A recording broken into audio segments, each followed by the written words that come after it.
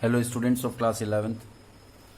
In this video we will discuss about the projectile motion, the trajectory and the projectile, as well as we will prove the equation of the path of projectile and the maximum height attained by the projectile, and also we will discuss about the time of flight as well as the range. Okay, now we'll start with the introduction. What is projectile motion? Means when any object is thrown slightly different from vertical. If we talk about vertical, so this is vertical and this is ground, suppose. Slightly different from vertical means we are talking about the angle which is less than 90 degree. This is 90 degree, this is exactly vertical. And if we throw any object, slightly different from vertical, means the angle should be less than 90 degree. It may be 89 degree also. If we are throwing any object at 89 degree from the ground, then also it will follow a projectile motion. It will follow a projectile path, and the motion is known as the projectile motion. Okay, now we can define the projectile motion as when an object is thrown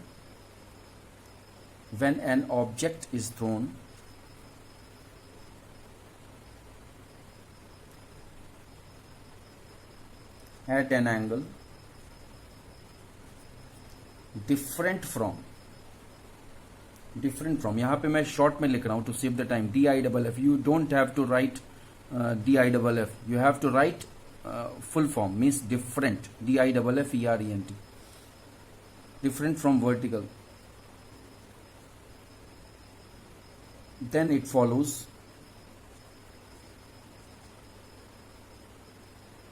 a curved path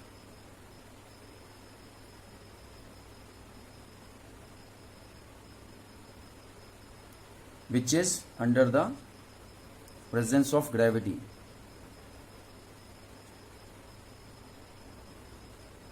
Then this motion is known as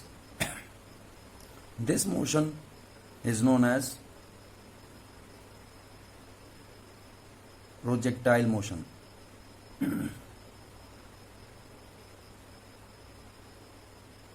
Okay, this is the exact definition of projectile motion.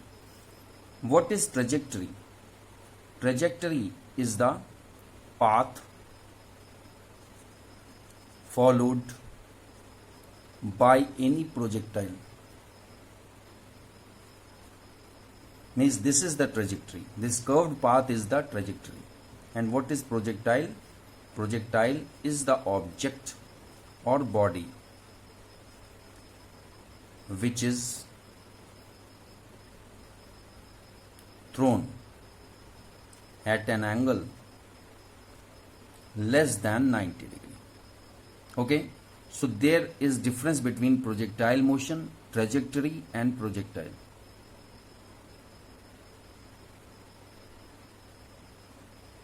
Okay, now we will discuss about the projectile motion. Suppose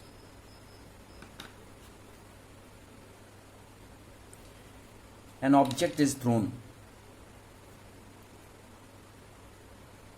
Let us consider in the form of angle, axis. Suppose this is x-axis, this is y-axis, this is origin O, and if we throw an object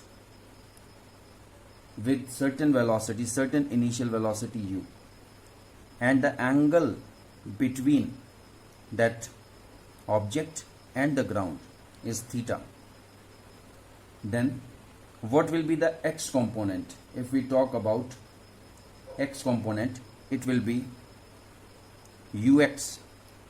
Ux will be called as, because we know that with the angle the component is cos theta, so it will be u cos theta, and the angle and the component which is with the vertical axis, component of this initial velocity u, it will be called as vy is equal to u sin theta. Okay, So u cos theta is the x component of initial velocity and vy is the y component of initial velocity, which is equal to u sin theta, and x component is u cos theta. इतना तो समझ में आया होगा. Now, what is the maximum height attained by this projectile? The maximum height attained by this projectile is this point, because beyond this point, as we observe from the diagram, that the object or the body is coming down due to the presence of gravity. Under the presence of gravity, see the definition of projectile motion. When an object is thrown at an angle different from vertical, then it follows a curved path under the presence of gravity. So this is due to the presence of gravity. The curved path is followed, and this is the maximum height attained by this body. So we can call it as capital H. And due to the presence of gravity, it continues its motion till the striking of this object to the ground. And this is the point of striking. And the distance between the point of striking and the point from where this object is thrown is known as capital R, which is range.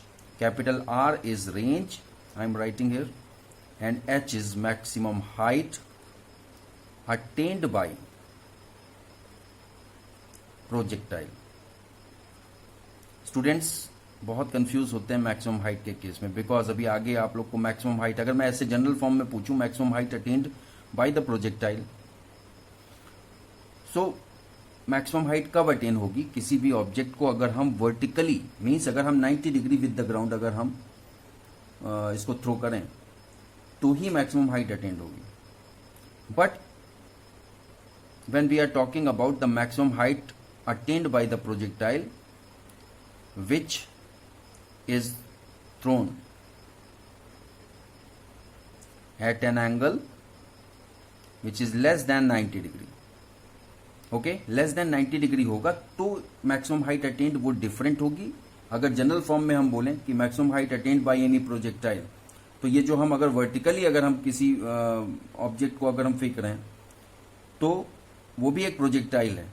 But हम projectile motion means projectile motion में हम generally हम केवल curved path की बात करते हैं.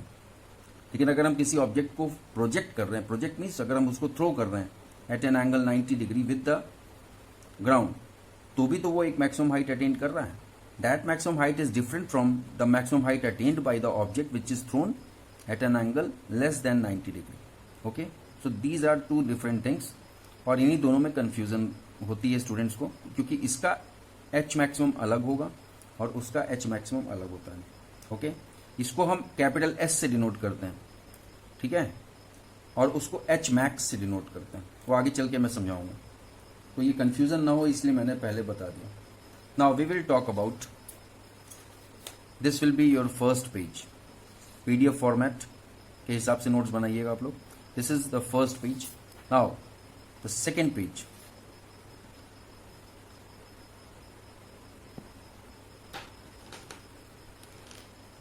We will derive the equation of the path of the projectile. Equation of path of projectile. Okay? अब देखिए, हमको ये तो पता है कि हमने थीटा एंगल पे उसको प्रोजेक्ट किया था. अब अगर ये पॉइंट जो मैक्सिमम हाइट वाला है, that is called point A, suppose, then what will be the vertical velocity at point A? Point A पे vertical velocity तो होगी नहीं, क्योंकि अब इसके ऊपर तो ऑब्जेक्ट जा ही नहीं रहा है. ऑब्जेक्ट तो अब सीधा ग्राउंड की तरफ आ रहा है ना.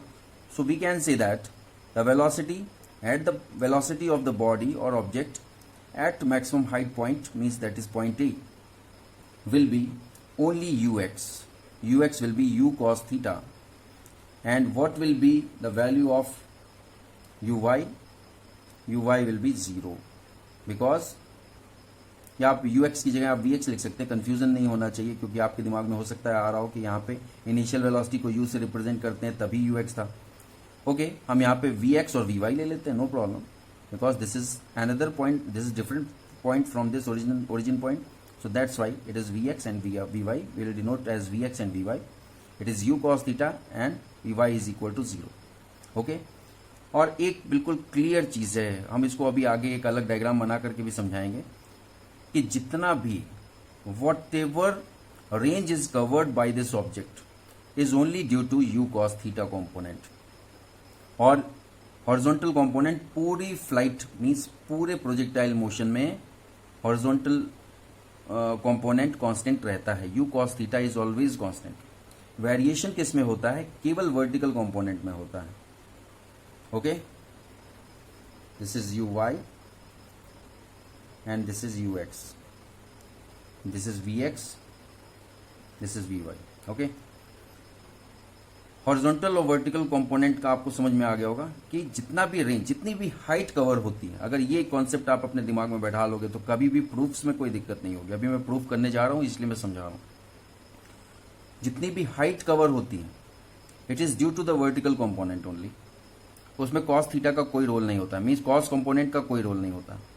बट जितनी रेंज कवर होती है that is due to the cos component, cos theta component. और रेंज से साइन का कोई मतलब नहीं होता. ओके, इतनी चीज आप अगर अपने माइंड में रखोगे तो प्रूफ आराम से हो जाएगा. ये डायग्राम यूज होगा. ओके, अब देखिए equation of path of projectile. अब एक चीज तो बिल्कुल क्लियर है कि ux is equal to u cos theta and uy is equal to u sin theta. ये आपको क्लियर है components in the direction of x axis and y axis. अब हम हॉरिजॉन्टल मोशन की बात कर रहे हैं. फॉर हॉरिजॉन्टल मोशन मैं फिर आपको बोल रहा हूं कि यहाँ पे HORI लिखा है शॉर्ट में, आप अपने नोट्स में हॉरिजॉन्टल लिखेंगे, HORIZONTAL. फॉर हॉरिजॉन्टल मोशन क्या होगा? अब इसके लिए आप ध्यान रखिए, हॉरिजॉन्टल मोशन में क्या होता है, एक फॉर्मूला हम लोग यूज करते आ रहे हैं क्लास 9 से. Speed is equal to distance upon time. So we can say that distance is equal to speed into time. Distance is equal to speed into time. तो अब यहां पे डिस्टेंस कितना कवर हुआ? सपोज हम अगर एक पॉइंट P मान लेते हैं, ये पॉइंट P है, ये पॉइंट P है और इसकी पोजीशन क्या है? x एक्सिस पे x है, y एक्सिस पे y है. मीन्स अगर हम ये बात करें तो ये P के लिए ये x है और इसकी y एक्सिस पे पोजीशन y हो गई. That's why the coordinate which represents the position of the point P on the path of the projectile is x and y. Okay, अब मान लीजिए ये हम इसकी बात कर रहे हैं, P पॉइंट की बात कर रहे हैं. तो अब जो आपका डिस्टेंस कवर हुआ वो सपोज x कवर हुआ, ये x है. तो हम यहाँ पे डिस्टेंस की जगह अगर हम x लिख रहे हैं is equal to speed. Speed में मैंने क्या बताया कि जब भी हॉरिजॉन्टल मोशन होगा तो कॉस कंपोनेंट, वेलोसिटी की जगह केवल कॉस कंपोनेंट यूज होगा, u cos थीटा. तो हम यहाँ पे स्पीड की जगह u cos थीटा लिखेंगे and time will be represented by simply small t. So small t will be equal to x upon u cos theta. Suppose this is equation number 1. ये भी आगे यूज करेंगे. Okay, हमको इसी page पे आपका derivation complete करना है. So for vertical component, for vertical motion, अब इसमें क्या होगा? वर्टिकल मोशन की वजह से ही हाइट कवर होती है. तो अब ये नेचुरल है. जैसे हॉरिजॉन्टल के लिए आपको हमेशा ये ध्यान रखना है कि जब भी आप प्रूफ करेंगे तो speed is equal to distance upon time वाला फॉर्मूला लगाएंगे. और वर्टिकल में क्या फॉर्मूला लगाएंगे? हाइट कवर होती है, h is equal to ut plus half gt square. ये फॉर्मूला हाइट वाला है, ये हम लगाएंगे. ओके, ये दोनों फॉर्मूले आपको याद रखने फॉर द प्रूफ. तो अब यहाँ पे क्या होगा? हाइट कितनी कवर हुई? ये देखिए, जो x और y मैंने बोला ना भाई, इस P पॉइंट की हॉरिजॉन्टल पोजीशन क्या है? x है. P पॉइंट की वर्टिकल पोजीशन क्या है? y है. ठीक है, यही तो है, ये y और ये x. तो अब हम जो हाइट की बात करें, मीन्स इस P पॉइंट पे अगर ऑब्जेक्ट पहुंचा है तो ये कितनी हाइट इसने गेन की है? तो हम ये कह सकते हैं, इसके y एक्सिस पे कोऑर्डिनेट देख करके कह सकते हैं कि कितनी हाइट गेन की है.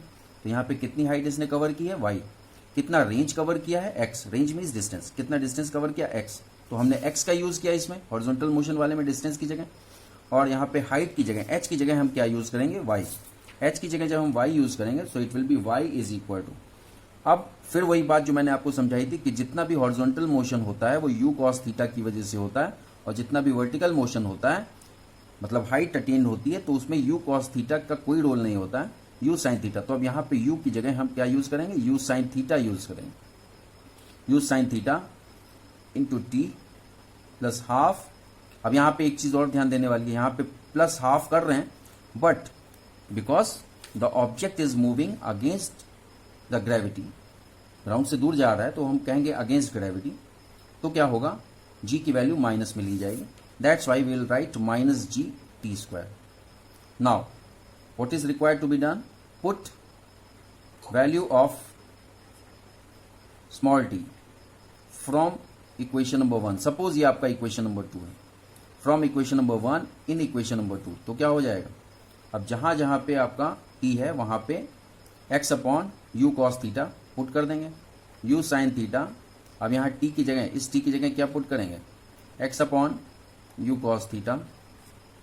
इसी तरह से अब ये plus minus, plus into minus will be minus half g, यहाँ पे T square it will be again x upon you cos theta, but उसका क्योंकि टी स्क्वायर है तो यहाँ पे स्क्वायर हो जाएगा because of this T square. Okay, अब देखिए क्या होगा, यू कैंसिल, तो अब डायरेक्टली हम लिख सकते हैं sine theta upon cos theta is tan theta, so it will be x tan theta minus half g x square upon u square cos square theta. ये हो गया, यही आपकी equation of path of projectile कहलाता है and this has been proved. इसके prove करने में कहीं कोई इसको रटने की भी जरूरत नहीं है, आपके दिमाग में अगर कॉन्सेप्ट है तो आप आराम से इसको डिराइव भी कर सकते हैं within 1 minute. Speed is equal to distance upon time for horizontal component, h is equal to u t plus half g t square for vertical component. Value put कर दीजिए, फटाक से आपको आ जाएगा, इसको रटने की भी जरूरत नहीं कि x tan theta minus half g x square upon u square cos square theta, आपके माइंड में आ जाए तो बात बहुत अच्छी बात है, लेकिन इसको स्पेशली आप प्रैक्टिस करके रटेंगे नहीं, आपको पूरा कॉन्सेप्ट समझ में आना चाहिए तब, और अगर कॉन्सेप्ट आ गया तो आगे चल के सब चीज़ में आसानी होगी। ओके, अब जो मैंने आपसे कहा था कि एक डायग्राम मैं डिस्कस करूंगा, तो वो डायग्राम डिस्कस करना बहुत ज़रूरी है, वो आपको पता होना चाहिए।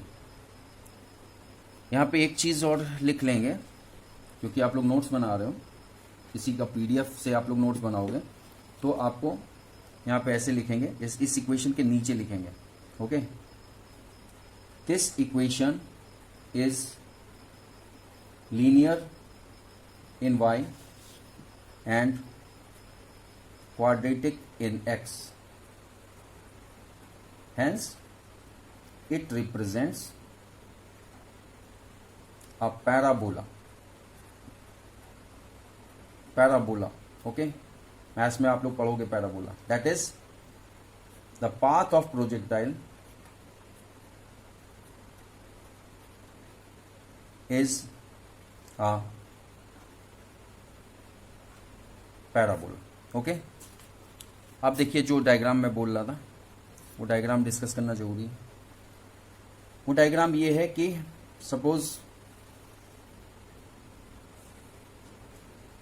ये आपका प्रोजेक्टाइल पाथ है, मीन्स ट्रेजेक्टरी है, तो जब भी कोई ऑब्जेक्ट थ्रो किया जाता है तो आपको पता है x कंपोनेंट और y कंपोनेंट में means u x is equal to u cos theta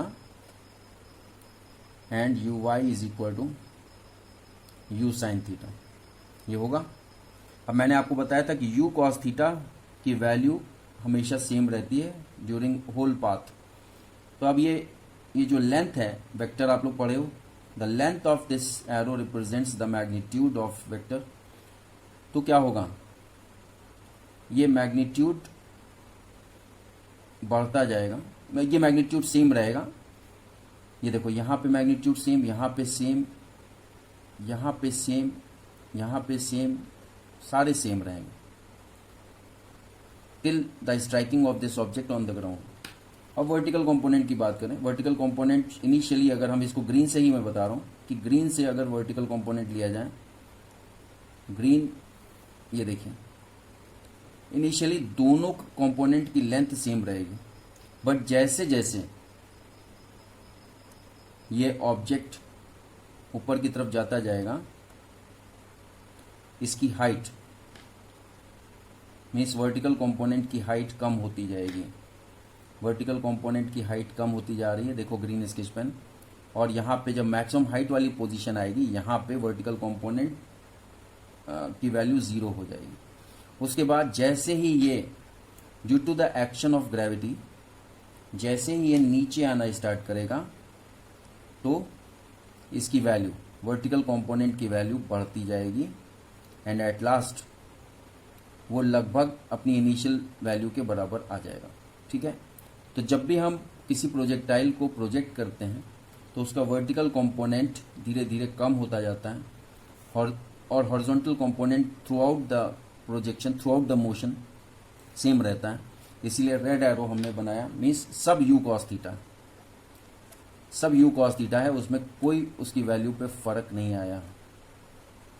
ठीक है, लेकिन वर्टिकल कंपोनेंट की वैल्यू पे फर्क आएगा, वो धीरे धीरे कम होती जाती है और मैक्सिमम हाइट वाली पोजीशन पर वर्टिकल कंपोनेंट 0 हो जाता है। ओके, इतनी चीज समझ में आ गई। अब देखिए, अब जो मैक्सिमम हाइट अटेन्ड, अगर हम उसको इसका डेरिवेशन भी पूछा जाता है। Maximum height attend means the maximum height attained by the projectile during the projection, means this A will be the maximum, A is the position of maximum height. So we will talk about the motion between O to A. Okay, so the motion, the velocity component which is responsible for the vertical motion of projectile from O to A is the sine component u sine theta, because this projectile is moving away from the ground, means against the gravity, so it will be minus g. And at point H, at point A, this projectile attains the maximum height which is represented by h, and the vertical component at point A is 0. So we'll use this equation v square is equal to u square plus 2gh. In place of this vertical component at point A, it will be 0, and the component which is responsible for attaining this height is sine theta. So in place of u we will put u sine theta whole square plus 2. In place of g it will be minus g. Okay, अब आप इसको ऐसे, यहाँ पे ay क्यों लिया? ay इसलिए लिया क्योंकि v square is equal to you square plus 2 ay h, ऐसे ले सकते हैं क्योंकि किसी बुक में AYH होगा, आप लोगों को कंफ्यूजन ना हो इसलिए मैंने ये चीज लिख दी है आपको। v square is equal to you square, या आप कह लो vy square is equal to uy square plus 2ay into h, ऐसे भी हो सकता है किसी बुक में, या डायरेक्टली आपको ये वाला फॉर्मूला यूज करके दिखा दिया v square is equal to you square plus 2gh। इन दोनों फॉर्मूले में कोई अंतर नहीं, इसीलिए मैंने इस फॉर्मूले के हिसाब से 2ayh के हिसाब से मैंने ay is equal to minus G लिख दिया कि ay की जगह पे केवल माइनस जी हम लिखेंगे। Okay, because it is moving against the gravity. And what will be the height? Height is the maximum height, means h. अब देखिए आपका इक्वेशन क्या हो गया, u square sine square theta minus 2gh। इससे h का फॉर्मूला क्या आ गया? h का फॉर्मूला आ गया u square sine square theta upon 2g। ठीक है, h is equal to you square sine square theta upon 2g। ठीक है, अब हम जो मैक्सिमम हाइट की बात कर रहे थे, ये अलग कलर के स्केच पेन से इसीलिए मैं लिख रहा हूं। इफ, इसके केस में देखिए, if theta is equal to 90 degree, वही जो मैंने बात की थी कि अगर किसी ऑब्जेक्ट को ग्राउंड से 90 डिग्री के एंगल पर बिल्कुल एग्जैक्टली वर्टिकल पोजीशन पर फेंका जाए तो थीटा 90 डिग्री होगा, तो जो हाइट अटेंड होगी that is known as h maximum. तो हम इसको एच मैक्स पहले से ही लिख दे रहे हैं क्योंकि हमको पता है u square sine square 90 degree, theta की जगह 90 डिग्री रखा upon 2g। So h maximum is equal to you square, sine 90 की वैल्यू क्या होती है? 1 होती है, so it will be you square upon 2g। तो मैंने क्या बताया था, दोनों फॉर्मूलाज में डिफरेंस है। ये जनरल फॉर्मूला है हाइट का, height attain bye the projectile, U square sine square theta upon 2g, और ये H maximum is the specific formula. Specific formula means condition है इसकी कि if the projectile is projected at angle 90 degree, exactly 90 degree from the ground, तो हम theta की जगह जब 90 यूज करेंगे तो u square upon 2g will be the formula to find the h maximum attained by that projectile.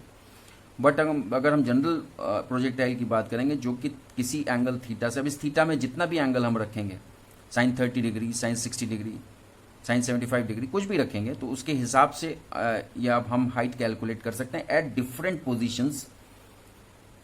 Positions कि कहाँ पे, जैसे मान लीजिए यहाँ से हमने किसी प्रोजेक्टाइल को 30 डिग्री पे फेंका और किसी प्रोजेक्टाइल को हमने 60 डिग्री पे फेंका, तो उसका पाथ अलग अलग होगा, अलग अलग हर, मतलब उसका ट्रेजेक्टरी डिफरेंट होगा। मतलब अगर हम ट्रेजेक्टरी की बात करें तो सारे प्रोजेक्टाइल मोशन की ट्रेजेक्टरी सारे प्रोजेक्टाइल की कर्व्ड ही होती है, लेकिन अगर हम 30 डिग्री और 60 डिग्री, 75 डिग्री, 89 डिग्री, हम मीन्स लेस देन 90 डिग्री के प्रोजेक्शन की बात करें तो सबका पाथ डिफरेंट होगा, सब कर्व्ड होगा लेकिन सबका पाथ डिफरेंट होगा। मीन्स हम ये कह सकते हैं कि सबकी ट्रेजेक्टरी डिफरेंट होगी, और जब सबकी ट्रेजेक्टरी डिफरेंट होगी तो सबकी मैक्सिमम हाइट भी डिफरेंट होगी, because maximum height is dependent on angle theta as well as u. मतलब अगर यू भी हम अगर डिफरेंट करेंगे, देखो क्या एच को कौन गवर्न कर रहा है, maximum height means maximum height attain bye the projectile means during the projectile motion, इसको एच को कौन गवर्न कर रहा है, एच को केवल इनिशियल वेलोसिटी की वैल्यू मीन्स यू गवर्न कर रहा है, थीटा गवर्न कर रहा है, और जी तो कांस्टेंट है, जी तो आप 9.8 लोगे ही लोगे, अगर न्यूमेरिकल में जी नहीं दिया है तो आप 10 ले सकते हो, लेकिन थीटा दिया होगा, यू दिया होगा, तो ये दोनों ही डायरेक्टली प्रोपोर्शन है किसके, हाइट के। अगर वेलोसिटी ज़्यादा है, जिस वेलोसिटी से आपने थ्रो किया है, और साथ ही साथ थीटा भी उसको अफेक्ट कर रहा है। अब जैसे 30 डिग्री पे हमने, सपोज ये 30 डिग्री पे हमने प्रोजेक्ट किया किसी प्रोजेक्टाइल को, और दूसरे प्रोजेक्टाइल को हमने 60 डिग्री पे प्रोजेक्ट किया, तो ये नेचुरल है कि 60 डिग्री पे प्रोजेक्ट किया है तो ये 60 डिग्री है, तो इसकी हाइट जो है 60 डिग्री वाले की ज़्यादा होगी और 30 डिग्री वाले की मैक्सिमम हाइट अटेंड कम होगी। ठीक है, इसी तरह से डिपेंड करता है, ये कंडीशन कब है, जब दोनों की इनिशियल वेलोसिटी सेम है। अगर एंगल सेम है, मान लो 30 डिग्री पे एक प्रोजेक्टाइल है और 30 डिग्री पे दूसरा प्रोजेक्टाइल है, बट आपने यू डिफरेंट कर दिया, एक प्रोजेक्टाइल की इनिशियल वेलोसिटी आपका मान लीजिए 50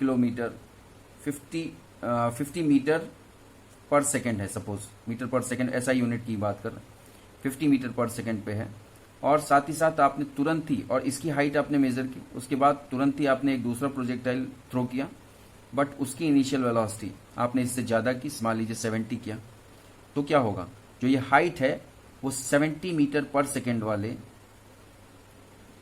जो प्रोजेक्टाइल है उसकी ज़्यादा होगी मैक्सिमम हाइट अटेंड, और जो 50 मीटर पर सेकेंड वाले की कम होगी। इनिशियली दोनों एक साथ स्टार्ट होंगे लेकिन हाइट अटेंड में डिफरेंस हो जाएगा, इसी तरह से रेंज में डिफरेंस हो जाएगा, और टाइम में भी डिफरेंस हो जाएगा, तीनों चीज़ में डिफरेंट होगा।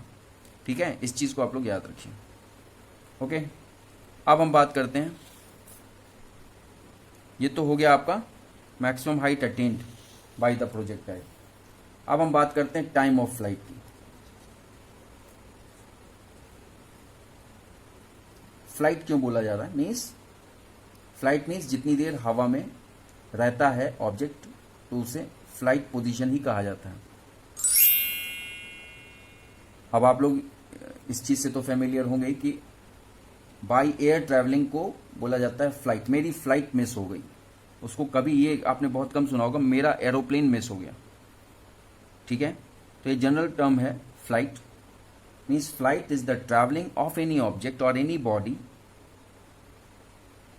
away from ground, means in the medium of air, so that is known as flight.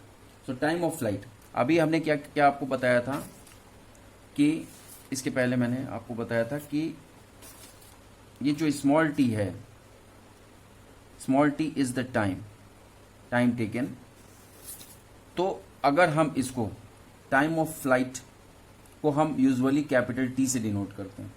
ठीक है, मीन्स इसका डेफिनेशन क्या होगा, जितने टाइम में जैसे मैंने यहाँ से प्रोजेक्शन स्टार्ट किया, मैंने किसी ऑब्जेक्ट को थ्रो किया, जितने टाइम ये ग्राउंड में रहता है, मीन्स जब तक ये ग्राउंड से टकराता नहीं है। जिस समय टकराया, मान लीजिए हमने किसी ऑब्जेक्ट को थ्रो किया और वो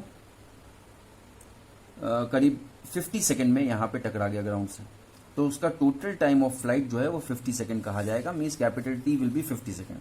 अब अगर ये तो जनरल नॉलेज है, अगर आपसे कोई पूछे कि 50 सेकेंड में वो जो ऑब्जेक्ट है वो ग्राउंड से टकराया तो टाइम ऑफ फ्लाइट ये हो गया। अब आपसे अगर कोई ये पूछे कि मैक्सिमम हाइट तक पहुंचने में कितना टाइम लगा होगा, तो अगर आपका कॉन्सेप्ट बिल्कुल क्लियर है तो आप बोलोगे 50/2 मीन्स 25 सेकेंड में ये मैक्सिमम हाइट तक पहुंचा होगा। और जैसे ही 25.1 सेकेंड हुआ होगा, माइक्रो सेकेंड कुछ भी हुआ होगा, हम तो 0.1 ले रहे हैं, माइक्रो सेकेंड में काम होता है। सो माइक्रो सेकेंड अगर हुआ होगा तो ये अगले ही micro second means beyond 25 second क्या होगा, ये जो प्रोजेक्टाइल का जो पाथ होगा वो टूवर्ड्स ग्राउंड होना स्टार्ट होगा due to the force of gravity. तो अब अगर हम ये बात इसकी डेफिनेशन की करते हैं, so we can write it as total time by object, total time taken by object, ऐसे लिखें, total time taken by object to reach the ground is called time of flight, which is indicated by capital T. Now we will talk about for motion from O to A। देखो जैसे height वाला formula derive करते समय मैंने क्या लिखा था, for motion from O to A, maximum height attain for motion from O to A। इसी तरह से maximum time means the time attained, maximum time means what, the time of flight, we are talking about the time of flight, maximum time taken by the object to strike on the ground since it was thrown. Okay, so इसके लिए क्या होगा, इसके लिए suppose U y is equal to you sine theta. मैंने क्या बताया था कि जब भी हाइट की बात होगी, अब देखो यहां से क्या है, हाइट की तो बात हो रही है, ये हाइट अटेन कर रहा है, हम O to A की बात कर रहे हैं, तो O to A में हाइट अटेन करना ही बोला जाएगा, रेंज को नहीं बोला जाएगा, केवल हाइट अटेन करना बोला जाएगा। और ये हाइट क्यों, किसकी वजह से अटेन हो रही है, यू साइन थीटा की वजह से अटेन हो रही है, so it will be U sine theta. इसी तरह से A Y is equal to minus G and V Y is equal to 0। ठीक है, अब यहां पे अगर हम फॉर्मूला लगाते हैं, v Y is equal to u y plus A y into t, v is equal to u plus a t, v is equal to u plus a t वाला फॉर्मूला या u प्लस जी टी वाला formula आप यह ध्यान कीजिए। तो अब यहाँ पे वी वाई की जगह क्या आ जाएगा, वी वाई की जगह 0 is equal to you sine theta U Y की जगह, because the vertical motion is due to the sine component, plus A Y की जगह minus G, because this object is going away from the ground means away from the gravity और against gravity, so it will be minus G into T. तो क्या आ जाएगा, 0 is equal to you sine theta minus G T, इससे T आ जाएगा small T is equal to you sine theta upon G. इसको आपको याद रखना है, because this is the time taken by the projectile to attain the maximum height, means A तक पहुंचने में, ये ए तक पहुंचने में means we can write time taken by body in reaching A is equal to small t। ठीक है, यहां से यहां तक केवल टाइम स्मॉल टी लग रहा है। अब ये बिल्कुल मैंने पहले भी बताया कि अगर 50 सेकेंड लग रहा है स्ट्राइकिंग में, तो यहां तक पहुंचने में 25 सेकेंड लगेगा, because this is the half portion of the travelling by the object.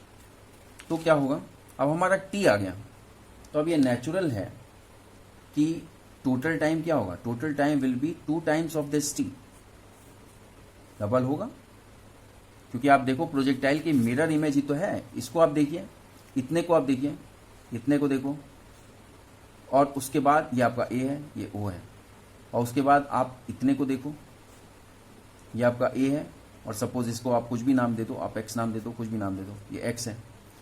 तो ये एक दूसरे की मिरर इमेज हो गया, ये देखो और ये देखो मिरर इमेज है। तो टाइम टेकन भी सेम है, क्योंकि हमको पता है ये मैक्सिमम हाइट है, इसके बियॉन्ड तो ये टुवर्ड्स ग्राउंड ही जा रहा है projectile. So it will be capital T is equal to 2u sine theta upon G, 2u sine theta upon G. ये आपका आ गया टाइम ऑफ फ्लाइट का फॉर्मूला। इस तरह से हमने दो फॉर्मूले डिराइव कर लिए। एक फॉर्मूला है height attained by the projectile, U square sine square theta upon 2g, ठीक है, इसको याद रखना है, एरो में बनाए दे रहा हूं। इसी तरह से आपको ये याद रखना है, time of flight is equal to 2u sine theta upon G. और अब अगर हम रेंज की बात करें, तो बस रेंज और बता दें तो इसके बाद आप ये वीडियो कंप्लीट हो जाएगा। Now what is range? Range is actually the horizontal distance covered by the projectile. This is the actual definition of the range. अब देखो, अगर मैंने आपको बताया रेंज कैपिटल आर से डिनोट की जाती है, सबसे पहले ही डायग्राम में बताया था। रेंज कवर करने के लिए कौन सा वेलोसिटी कंपोनेंट रिस्पॉन्सिबल है, ये भी मैं बीच बीच में बताता चला आ रहा हूं। रेंज कवर करने के लिए केवल कॉस कंपोनेंट रिस्पॉन्सिबल होता है, हाइट कवर करने के लिए केवल साइन कंपोनेंट रिस्पॉन्सिबल होता है। तो यहां पे r x is equal to u x into capital t. यहां पे कौन सा फॉर्मूला लगा? Distance is equal to speed into time, ठीक है। तो डिस्टेंस क्या है? वो रेंज है, आर एक्स या कैपिटल आर। किसी बुक में आर एक्स होगा, किसी बुक में आर होगा। R is equal to u t, ये भी हो सकता है, ऐसे भी हो सकता है r x is equal to u x into t, r is equal to u t, कैसे भी हो सकता है, नो प्रॉब्लम, उसकी चिंता आप लोग मत कीजिए। तो अब R इज रेंज, ओके। तो अब यहां पे U मीन्स किस किस कंपोनेंट की वजह से रेंज कवर हो रही है, हॉरिजॉन्टल रेंज, कॉस थीटा की वजह से। So it will be U cos theta, it will be U cos theta, ये UX ही रहेगा। R is equal to UX into t या RX is equal to UX into t, ऐसे भी होता है। तो अब X कंपोनेंट आपका U कॉस थीटा हो गया, और T आपने क्या डिराइव किया था? टी आपने डिराइव किया था 2u साइन थीटा अपॉन जी, अभी अभी डिराइव किया था। तो हम टी की जगह 2u साइन थीटा अपॉन जी कर दिया। तो अब क्या हो गया, यहां पे देखिए 2u sine theta upon G.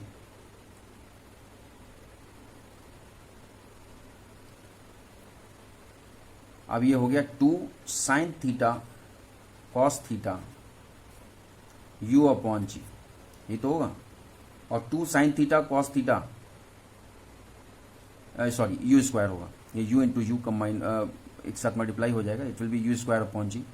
और 2 यहाँ आ गया, साइन थीटा इधर आ गया, कॉस थीटा इधर। अब ये 2 साइन थीटा कॉस थीटा मैंने एक साथ क्यों लिखा, इसका पर्पस है बिकॉज एक मैथ्स का फॉर्मूला होता है साइन 2 थीटा, साइन 2 थीटा होता है 2 sine theta cos theta. So it will be sine 2 theta into U square upon G, ये आपका रेंज है। तो हम इसको ऐसे लिखते हैं, ऐसे याद रखते हैं, R is equal to you square sine 2 theta upon G, ये आपको याद रखना है। R is equal to you square sine 2 theta upon G, this is also important, you have to remember this formula. अब जैसे मैंने मैक्सिमम हाइट की बात की थी, आप लोग को मैंने समझाया था कि मैक्सिमम हाइट अटेंड वाला ये देखिए, मैंने क्या बताया था कि मैक्सिमम हाइट अटेंड कब होगी, जब हम एग्जैक्टली 90 डिग्री पे थ्रो करेंगे तभी मैक्सिमम हाइट होगी। इसी तरह से अगर हम मैक्सिमम रेंज की बात करें, आर मैक्सिमम की बात करें, r maximum can be attend only when, अब ये डिपेंड करता है साइन 2 थीटा की वैल्यू पे। साइन 2 थीटा की वैल्यू मैक्सिमम कब होती है, जब थीटा की वैल्यू 45 डिग्री होगी, only when theta is equal to 45 degree. और 45 डिग्री क्यों होगी, क्योंकि 2 से मल्टीप्लाई हो रहा है, तो ये 90 हो जाएगा। और हम जानते हैं कि साइन 90 की वैल्यू होती है 1, तो इसलिए u square upon g will be the maximum range. तो अब इसको थीटा की जगह 45 अगर हम पुट करेंगे तो R is equal to you square sine 2 into 45 degree upon G. So it will be R maximum is equal to, R maximum लिखते चलिए, R maximum is equal to you square upon G. ये आपको याद रखना है, R maximum is equal to you square upon G. This is the formula of calculating the maximum range attained by any projectile, and this can be achieved only when that projectile is projected at an angle 45 degree with the horizontal. Okay, इसके साथ ही ये video complete होता है, ये video lecture. देखो इसमें आपने क्या क्या चीज़ डिराइव की। इसमें आपने सबसे पहले प्रोजेक्टाइल मोशन, ट्रेजेक्टरी, प्रोजेक्टाइल, ये क्या क्या होता है डायग्राम आपने समझा। उसके बाद आपने equation of motion, equation of path of projectile, इसको आपने डिराइव किया और इससे प्रूव हुआ कि ये कर्व्ड पाथ में मूव करता है and that curved path is known as parabola, जो कि आप मैथ्स में पढ़ोगे। उसके बाद आपने डिराइव किया maximum height attend, h is equal to you square sine square theta upon 2g। H maximum will be you square upon 2g, और ये कब अचीव होता है, जब 90 डिग्री पे हम प्रोजेक्ट करेंगे किसी भी ऑब्जेक्ट को। उसके बाद आपने टाइम ऑफ फ्लाइट आपने 2u sine theta upon G, ये आपने प्रूफ किया। उसके बाद range of projectile U square sine 2 theta upon G, ये आपने प्रूफ किया। इस तरह से ये चीज़ कंप्लीट हुई regarding projectile. Thank you very much for watching this video. बहुत सिंसियरली पढ़ाई कीजिए। ओके।